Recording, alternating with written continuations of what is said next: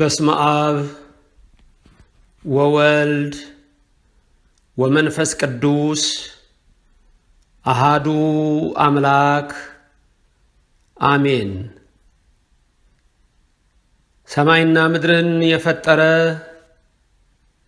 የሚታየውንም የማይታየውንም ሁሉ የፈጠረ የሁላችን አምላክ የሁላችን አባት የሰራዊት ጌታ እግዚአብሔር ከዘላለም እስከ ዘላለም ለስም አጠራሩ ክብር ምስጋና ይግባው። ረድኤተ እግዚአብሔርን አጋዥ በማድረግ ዛሬ የምንማርበት የትምህርታችን ኃይለ ቃል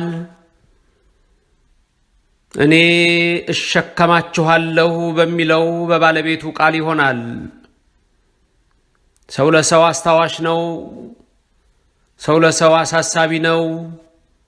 በልቡና የሚያሳድር በአይምሮ የሚቀርጽ የቃሉ ባለቤት ሕያው እግዚአብሔር ለእኔም ለምናገረው ለእናንተም ለምትሰሙት ጥበብና ማስተዋልን እንዲያድለን የእሱ ቅዱስ ፍቃድ ይሁንልን። የእመቤታችን ቅድስተ ቅዱሳን ድንግል ማርያም አማላጅነት የጻድቃን ሁሉ ጸጋ በረከት የመላእክት ጥበቃ ከሁላችን ጋር ይሁንልን። ይችን ሰዓት የሰጠን ቃሉን እንድንሰማ ያበቃን ኃያሉ አምላክ የሰራዊት ጌታ እግዚአብሔር አሁንም በልብ መታሰቡ በቃል መነገሩ ከፍ ከፍ ይበል። እኔ እሸከማችኋለሁ። ይህ የምስራች ቃል ነው። ይህ በጽዮን የሚነገር ነው። እኔ እሸከማችኋለሁ። ይህ በተራራው አናት ላይ የሚነገር የምስራች ድምፅ ነው። ይህ ድምፅ ደግሞ የእግዚአብሔር ድምፅ ነው። ኃይልን የሚያድስ የእግዚአብሔር ድምፅ፣ ፍርሃትን የሚያርቅ የእግዚአብሔር ድምፅ፣ ጭንቀትን የሚያርቅ የእግዚአብሔር ድምፅ፣ ሸክምን የሚያቀል የእግዚአብሔር ድምፅ፣ ሕሙምን የሚፈውስ የእግዚአብሔር ድምፅ፣ ሙት የሚያነሳ የእግዚአብሔር ድምፅ፣ ልጆቼ ብሎ የሚጣራ የእግዚአብሔር ድምፅ። ይህ ድምፅ የእሱ ድምፅ ነው። እኔ እግዚአብሔር እሸከማችኋለሁ ይላል። ይልቁንም በዚህ ዓለም በጭንቀት በተያዘችበት ሰዓት፣ ውጥረት በነገሰበት፣ ክደትና ርኩሰት በሰለጠነበት፣ ሰው ለሰው በማያስብበት፣ ቸነፈርና መከራ በሰለጠነበት በዚህ ሰዓት የእግዚአብሔር ድምፁ ይገባል። የእግዚአብሔር ድምፅና እጁን የሚከለክለው አንዳች ነገር አይኖርም። ቀይ ባህር ቢሞላ ለእግዚአብሔር ምኑም አይደል። በአፍንጫው እስትንፋስ ይከፍለዋል። ሁሉን ማድረግ የሚችል የእግዚአብሔር ድምፅ ይገባል። በረሃውን ደጋ ያደርገዋል። ደጋውን ቢሻ ቆላ ያደርገዋል። ዛሬ ይህን ድምፅ የምትሰሙ የምንሰማ በእግዚአብሔር የምንታመን በሱ ተስፋ የምናደርግ የሰው ልጆች ሁላችን አንድ ነገር እንገነዘባለን። እግዚአብሔር የሚሳነው የለም። አንድ ነገር እናውቃለን። እግዚአብሔር የሚያቅተው የለም። ስለዚህም እነሆ በየትኛውም ስፍራ ብንሆን በወደቅንበት ስፍራ ለምን በጥልቅ ውስጥ አንገባም? ልበ አምላክ ዳዊት እንደተናገረ እግዚአብሔር በዛ አለ፣ ለምን በከፍታው አንሆንም? ዳዊት እንደተናገረ እግዚአብሔር በዛ አለ፣ ለምን የዓለም ዳርቻ ጥግ አንሆንም? ዳዊት እንደተናገረ በአድማስ ጫፋቸው አንተነ ይላልና እግዚአብሔር በሁሉ ስለሞላ ይህ ድምፁ ይሰማል። ድምፁም እንዲህ ይላል፣ እኔ እግዚአብሔር እሸከማችኋለሁ ይላል። እስቲ አንድ ነገር ልጠይቃችሁ። አንዲት ያረገዘች ሴት ስታዩ ምን ታስባላችሁ? ድንገት የመውለጃዋ ጊዜ የደረሰ ሴት በቃ ዝም ብላ እርጉዝ የሆነች አንዲት ሴት፣ ሆዷ የገፋ ሴት፣ እሺ ሌላ ምን ታስባላችሁ? እንደዚህች አይነት ሴት ድንገት ታክሲ ተሰልፋችሁ ብታገኟት ገፍታችሁ አትገባላችሁ? ቀድማችሁ አትገባላችሁ? ወይስ ቦታ ትለቆላታላችሁ? ዕቃ ተሸክማ ድንገት በመንገድ ላይ ብታዋት፣ እርጉዝ ነች፣ ዕቃ ተሸክማ ብታዋት ትረዷታላችሁ?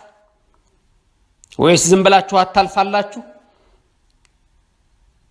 ይሄ እንደ የሰው ልጅ ደግነትና ክፋት የሚሆን ነው። አሁን የምገልጽላችሁ ይሄንን ምሳሌ ያደረኩላችሁ አንድ ነገር እንድትገነዘቡ ነው። እቺ እርጉዝ ሴት ማርገዟ፣ ሆዷ መግፋቱ ወይ ዕቃ ይዛ መርዳታችን ብቻ ሳይሆን አንድ ነገር አለ። እኛ ልናግዛት የማንችለው በሆዷ የተሸከመችው ሕፃን አለ። አሁን የዚችን ሴት ሁኔታ ያመጣሁላችሁ ምንድነው? አግዙኝ የማይል፣ ደከመኝ የማይል፣ ሰለቸኝ የማይል፣ ሁሉን ማድረግ የሚችል የሰራዊት ጌታ እግዚአብሔር እኛን እንዲህ ለዘላለም ተሸክሞናል። መከራ የለበትም እሱ እንደዚህ ሴት፣ ድካም የለበትም እንደዚህ ሴት፣ እርዱኝ አይልም እንደዚህ ሴት። እኛም ከበዳችሁኝ አይለንም። ምን አይነት እግዚአብሔር ምን አይነት አምላክ እንዳለን ይሁ ከበዳችሁኝ አይልም። እኛ ብቻ እሱን ተስፋ እናድርግ እንጂ ይህ እግዚአብሔር ከኛ ጋር ነው።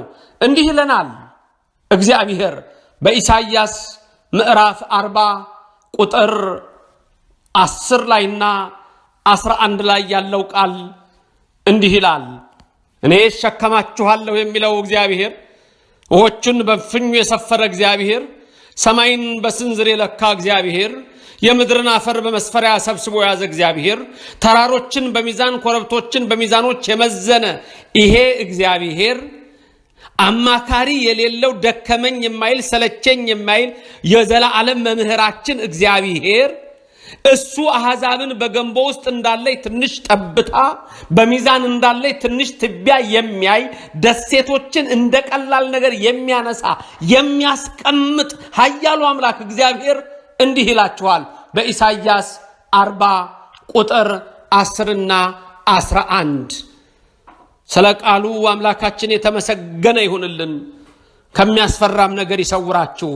እንዲህ ይላል አባታችሁ የሰራዊት ጌታ እግዚአብሔር፣ እኔ እሸከማችኋለሁ የሚለው እርሱ ታላቁ አምላክ እነሆ ይላል።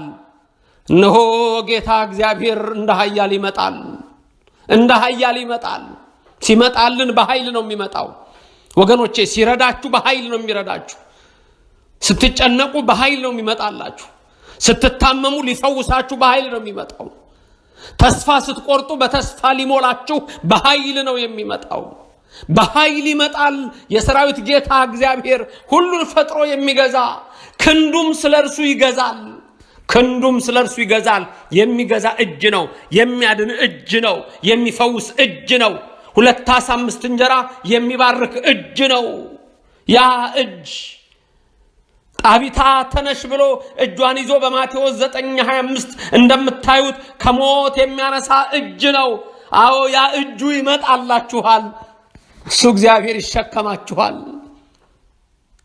ዋጋዬ ከኔ ጋር ነው የሚል እግዚአብሔር እንዲህ ይላል።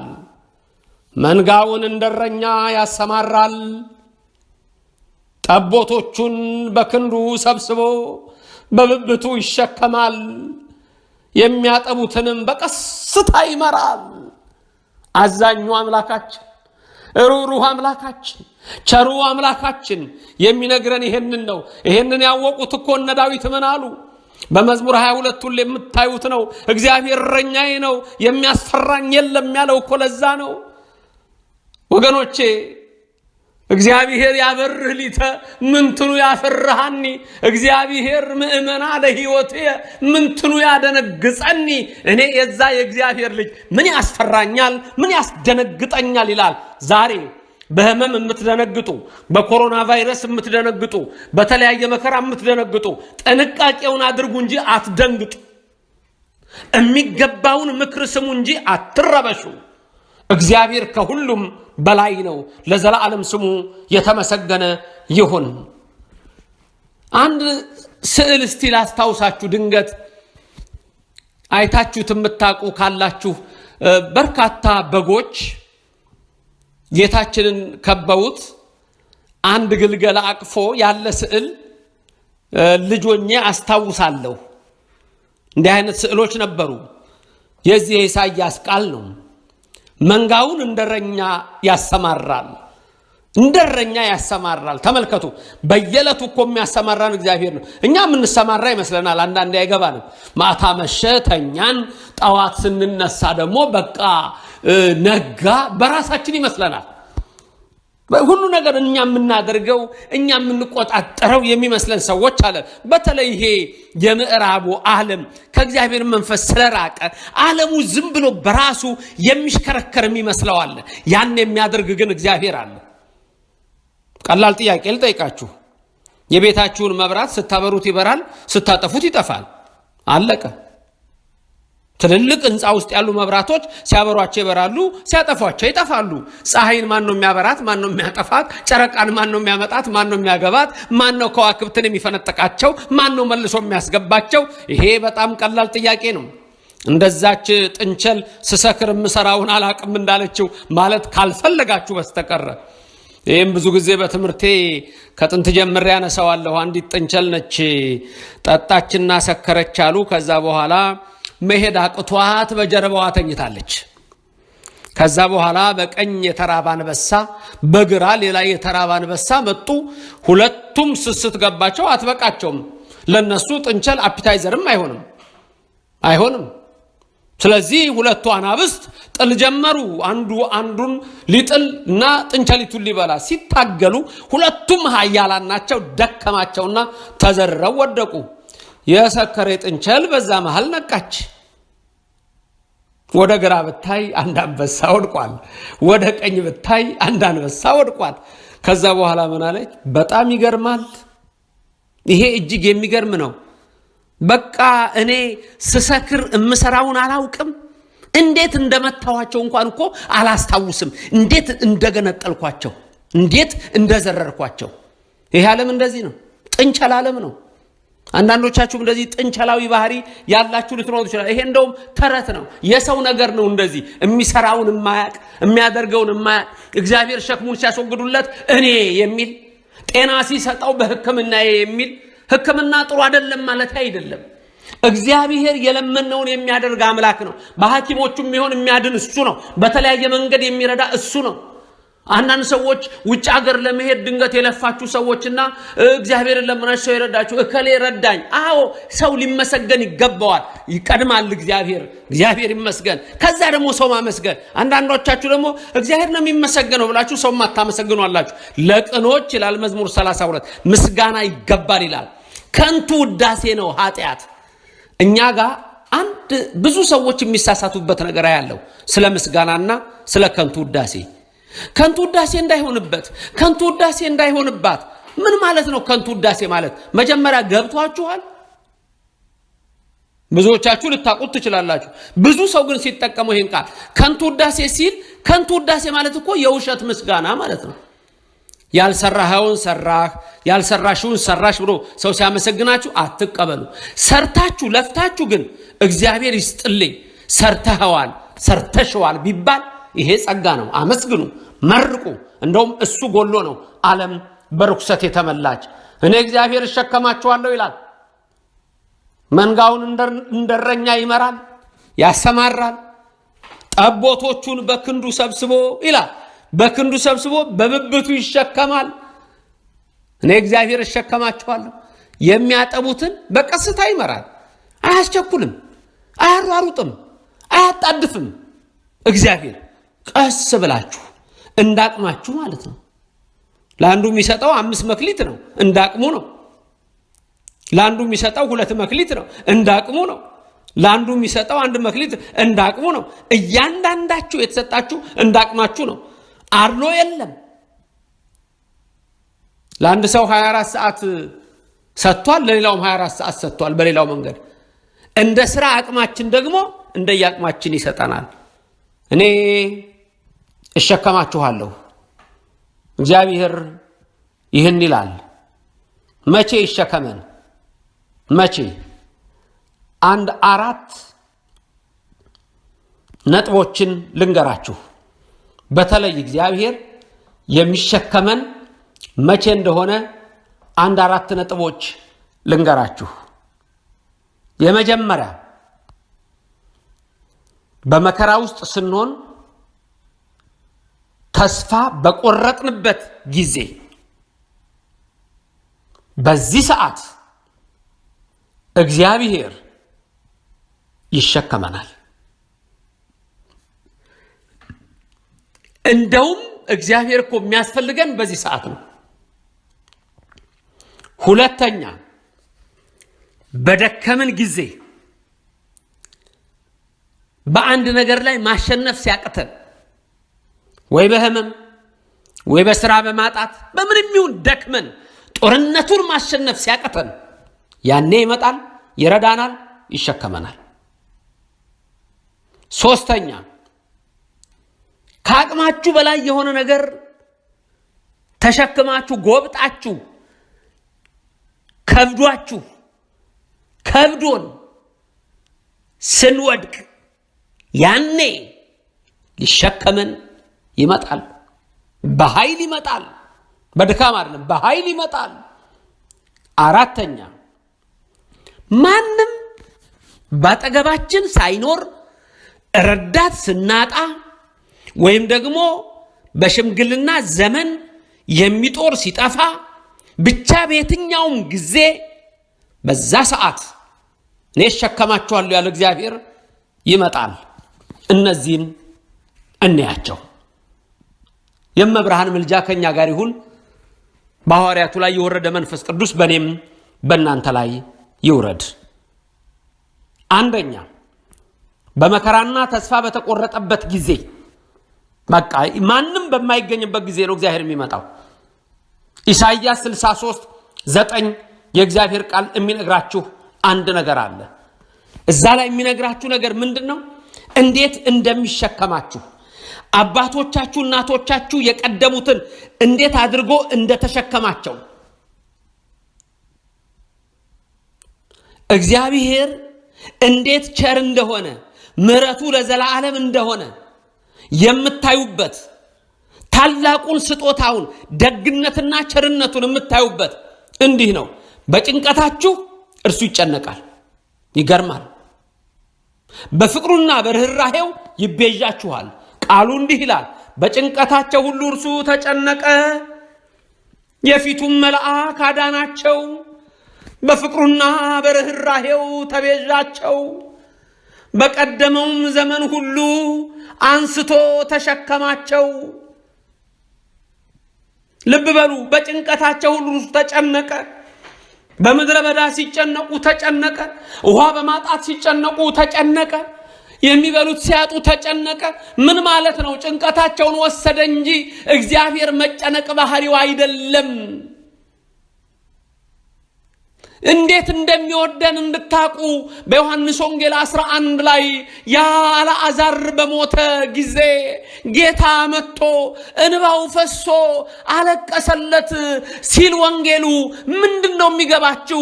እናንተ የተዋህዶ ልጆች፣ እናንተ የኦርቶዶክስ ልጆች፣ እናንተ ክርስቲያኖች ምን አይነት አባት፣ ምን አይነት አምላክ፣ ምን አይነት እግዚአብሔር፣ ምን አይነት ጌታ፣ ምን አይነት ንጉስ እንዳለን እንረዳ ዘንድ ነው። በጭንቀታቸው ተጨነቀ ማለት ሸክማቸውን፣ ጭንቀታቸውን ወሰደ፣ አንስቶም ተሸከማቸው ይላል። ይኸውላችሁ እንግዲህ በመከራ ሰዓት ተስፋ በተቆረጠ ሰዓት፣ ምንም የለ በተባለ ሰዓት የእግዚአብሔር ፍቅሩ ይመጣላችኋል። ርኅራኄው ይከባችኋል፣ ይቤዣችኋል። የፊቱን መልአክ መጥቶ ያድናችኋል። ይሄ ነው የእግዚአብሔር ድንቅ ነገር። ወገኖቼ ዛሬ በጭንቀታችሁ እግዚአብሔር ከናንተ ጋር እንደሆነ እወቁ። ዛሬ በተስፋ መቁረጥ ውስጥ እግዚአብሔር ከናንተ ጋር እንደሆነ እወቁ። ይሄንን ማወቅ ብቻ ነው የሚበቃችሁ። ኃጢአቴ በደሌ እግዚአብሔር አንድ ነገር ልንገር፣ ስማኝ ባክህ። እግዚአብሔር ይቅር በለኝ በል እንጂ በኃጢአትህ ቢሆንማ የለህም። ኃጢአትና በደሌ በዛ ነው፣ እሱን ንገሪው ለእግዚአብሔር፣ ግድ የለም። ግን በኃጢአትሽ ብዛት አይጸየፍሽም። በበደሌ ብዛት አልተጸየፈኝም። ለዚህም ነው ዛሬ ቃሉን ማስተምረው እንጂ እንደ ኃጢአቴ ቢሆን እኔ ነኝ መጀመሪያ የምጠፋው። ደግነቱን፣ ርኅራኄውን፣ ምህረቱን፣ ቸርነቱን፣ ፍቅሩን ነው እንጂ ሁሌ ልታስታውሱ የሚገባችሁ። ኃጢአትን ይጠላል እንጂ ኃጢአተኛውን አይጸየፍም። በሽተኞቹን ላድን መጥቻለሁ ነው ያለው። እኔና አንተ አንቺ ነን በሽተኞች። አሁንም ይምጣ ያድነን፣ ይፈውሰን፣ ይሸከመን ቸሩ አምላክ እግዚአብሔር። ክብርና ምስጋና ለሱ ይሁን። ሁለተኛ በደከምን ጊዜ ትግሉ ሲደክመን አንድ ነገር ፈልገን አልሆን ሲለን በአጠቃላይ ጦርነቱን ማሸነፍ ሲያቅተን ያን እግዚአብሔር ከኛ ጋር እንደሆነ ይነግረናል። ኦሪት ዘዳግም ምዕራፍ 1 ቁጥር 31 ላይ ስታዩ እግዚአብሔር በምድረ በዳ፣ እግዚአብሔር በቃዴስ በርኔ፣ እግዚአብሔር በቆላተ ዮሳፍጥ፣ እግዚአብሔር በዛ በራፊድም ምድረ በረሃ፣ እግዚአብሔር በዛ በማራ መሪባ እነሆ ምን አይነት ድንቅ ነገር እንዳደረገ ሲነግረን ሙሴ በጻፈው በዚህ ሕግ መጽሐፍ ምዕራፍ 1 ቁጥር 31 ላይ እግዚአብሔር እንዲህ ይላቸው ነበረ።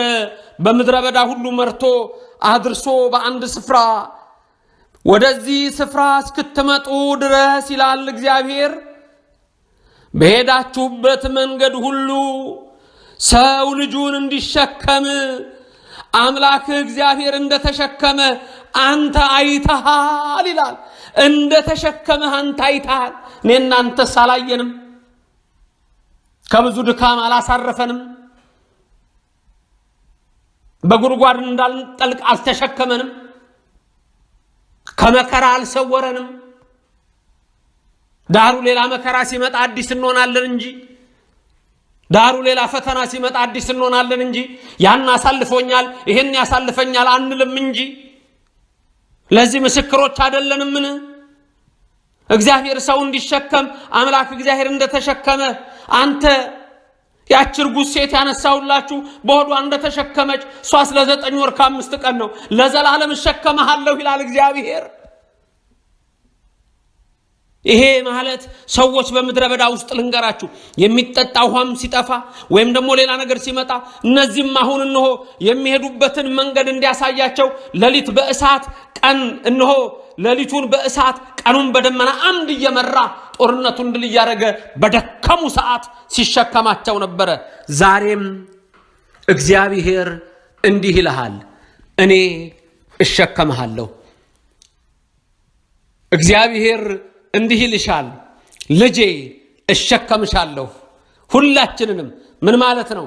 በመከራ ጊዜ ተስፋ በቆረጣችሁበት ጊዜ አንደኛ፣ ሁለተኛ በደከማችሁ ጊዜ ጦርነቱን ማሸነፍ ሲያቅታችሁ እኔ እናንተ ጋር መጣለሁ፣ ያኔ የምትሹትን ታገኛላችሁ፣ ታሸንፋላችሁ ይላል።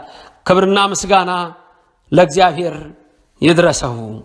ሶስተኛ በዚሁ የሕግ መጽሐፍ እንደምናየው በኦሪት ዘዳግም ምዕራፍ 32 ቁጥር 11 ላይ ደግሞ የምንመለከተው አንድ ነገር አለ።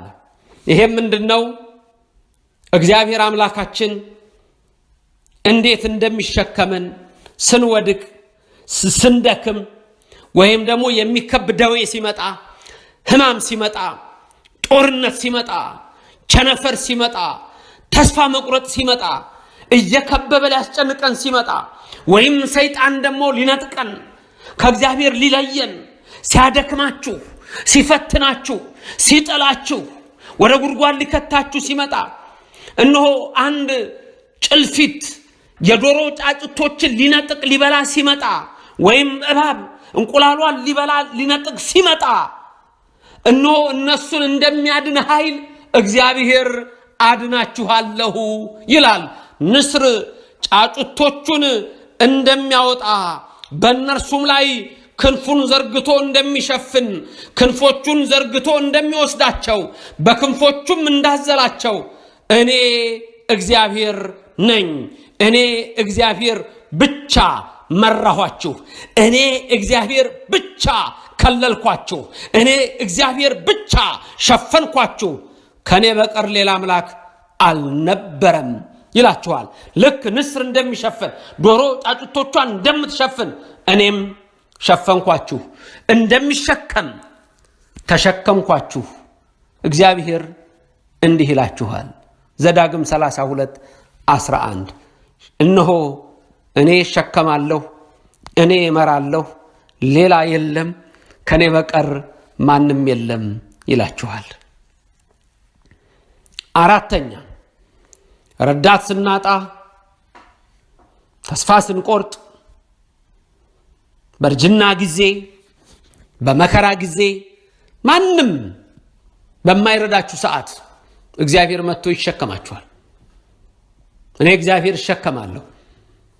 ስንጀምር ትምህርቴን የገለጽኩላችሁ ያቺ ምስኪን ሴት ወይም አርግዛ ያለች ሴት ለ9 ወር ከ5 ቀን ታረግዛለች፣ ትወልዳለች፣ ልጇን ትንከባከባለች። ተሸክማ አንቼቼ ብላ ስትፈጭም ተሸክማ ገበያ ስትሄድ ተሸክማ ልጇን ታሳድጋለች። ልጁ ካደገ በኋላ ልጅቷ ካደገች በኋላ እነሱ ራሳቸው ተመልሰው እናትና አባት ይሆናሉ።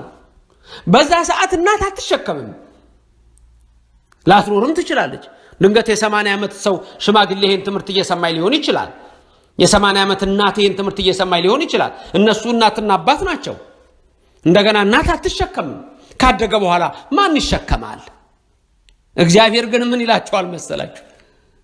እጅግ ደስ የሚል ቃል በኢሳይያስ ትንቢት ምዕራፍ 46 ቁጥር 4 ጀምሮ እምታዩት አለ። እንደውም ከቁጥር 3 ስትመለከቱ የእግዚአብሔር ቃል እንዲህ ይላል። እናንተ ያዕቆብ ቤት ሆይ የእስራኤል ቅሬታ ሁሉ ከሆድ ያነሳኋችሁ ከማህፀን የተሸከምኳችሁ ስሙኝ ይላል። ከሆድ ያነሳኋችሁ ከማህፀን የተሸከምኳችሁ ይውላችሁ። በእናት ማህፀን ሆነን እንኳን በአባታችን እነሆ አብራክ ሆነን ያ እግዚአብሔርን የተሸከመን በእናት ማህፀን የተሸከመን እሱ ነው። ለዚህ ነው ልበ አምላክ ዳዊት እኮ እምከርሰ እምየ አንተ አምላኬ፣ ከእናቴ ማህፀን ጀምሮ አምላኬ አንተ ነህ፣ በማህፀን የጠበከኝ አንተ ነህ፣ በሰፋድል ተጠቅልዬ የጠበከኝ አንተ ነህ፣ የበላችሁ ተጭኖ የጠጣችሁ አፍዝዞ እንዳይገለኝ በእናቴ እትብት እየመገብክ ያሳደከኝ አንተ ነህ፣ ከተወለድኩም በኋላ በእናቴ እቅፍ እያለሁ አምላኬ አንተ ነህ ይላል። ይሄ እግዚአብሔር እኔ እሸከማለሁ ቢልም ይናገራል። እኔ እግዚአብሔር ከሆድ ያነሳኋችሁ ከማህፀን የተሸከምኳችሁ ስሙኝ ይላችኋል፣ ይሸከማችኋል። አሁንም ስሙ፣ እስከ ሽምግልና ድረስ እኔ ነኝ፣ እስከ ሽበትም ድረስ እሸከማችኋለሁ። እኔ ሰርቻለሁ፣ እኔም አነሳለሁ፣ እኔ እሸከማለሁ፣ እኔም አድናለሁ። እስከ ሽምግልና ድረስ፣ እስከ ሽበት ድረስ፣ እስከ እርጅና ድረስ እሸከማለሁ። ወደ መቃብር ብትገቡም እኔ አነሳለሁ። እኔ ሰርቻለሁ፣ የፈጠርኳችሁ እኔ ነኝ፣ የሰራዋችሁ እኔ አነሳለሁ። መቃብር ብትገቡም ገና ከሞት አነሳችሁና ለዘላለም በመንግስቴ አኖራችኋለሁ፣ በእኔ ላይ ትኖራላችሁ ይላል። ክብር ምስጋና ለእግዚአብሔር ይድረሰው። ሶሎሞን ጠቢቡ ምን ይላል? ነፍሶም ውስተ ለጻድቃን ውስተ እደ እግዚአብሔር ይላል። የጻድቃንማ ነፍሳቸው በእግዚአብሔር እጅ ነው ይላል። በእግዚአብሔር እጅ የተያዘ ነፍስ ነው ያለን ሁላችንም። እኔ እሸከማለሁ፣ እኔ አድናለሁ፣ እኔ ሰርቻለሁ፣ እኔ አነሳለሁ። ስሙኝ፣ ከሆድ ያነሳዋችሁ ከማህፀን የተሸከምኳችሁ ስሙኝ ይላል። እንስማው እግዚአብሔርን፣ እንስማው እግዚአብሔርን። በሽምግልና በእርጅና ሰዓት ማንም ላይኖር ይችላል። እግዚአብሔር ግን አሁንም አለሁ ይላል፣ እኔ ነኝ ይላል፣ አለሁ ይላል። ይሄን እናውቀው ዘንድ ነው። ስለዚህ አንደኛም በመከራና ተስፋ በቆረጥንበት ጊዜ፣ ሁለተኛ ጦርነቱን ማሸነፍ ሲያቀተን በምድረ በዳ ህይወት ውስጥ ስንሆን በደከመን ሰዓት እግዚአብሔር ይሸከማል። ሶስተኛ የተለያየ ሐሳብ የተለያየ ነገር ከብዶን በበረሃ ውስጥ ስንወድቅበት የዛን ጊዜም እግዚአብሔር ይመጣል። ሊነጥቀን የሚመጣ የሰይጣን ኃይል እንኳን ቢመጣ በክንፉ ጥላ ረድኤት ይሰውረናል፣ ይሸከመናል። እኔ እግዚአብሔር እሸከማለሁ ይላል። አራተኛ ምንም በሌለን ሰዓት ማንም ባልደረሰልን ሰዓት በወጣትነትም ሊሆን ይችላል በሽምግልናም ሊሆን ይችላል እግዚአብሔር ከኛ ጋር ነው። በሞት እንኳን ጥላ ብንወርድ እግዚአብሔር ከኛ ጋር ነው። እኔ ሰርቻለሁ ፈጥሬያለሁ እኔ አነሳለሁ እንደገና ከመቃብር አወጣቸዋለሁ ይላል። ታዲያ እግዚአብሔር የሚነግረን ልብ ብላችሁ ስሙ። አይደለም እነሆ በምድር ላይ ስላለው ስጋዊ ነገርና ወይ ህመም ደዌ ቀርቶ ከመቃብር እንኳን የሞት መድኃኒት አለኝ ነው የሚለው። እኔ እሸከማችኋለሁ። ክርስቲያኖች የእግዚአብሔር ድምጽ ነው። ክርስቲያኖች የአምላካችሁ ቃል ነው። ክርስቲያኖች የሰራዊት ጌታ እግዚአብሔር ቃሉ ነው። ስለዚህ የሚሸከም አምላክ እሱ ነው። ድንቅ አምላክ እሱ ነው። ደጋግሞ የሚነግረን እግዚአብሔር ምንድነው ካላችሁ በኢሳይያስ 41:13 ላይ እንደምታዩት እኔ አምላክህ እግዚአብሔር ነኝ አትፍራ እረዳሃለሁ ብዬ ቀኝህን እይዛለሁና። እኔ አምላክሽ እግዚአብሔር ነኝ አትፍሪ እረዳሻለሁ ብዬ ቀኝሽን እይዛለሁና። አትፍሩ እረዳችኋለሁ።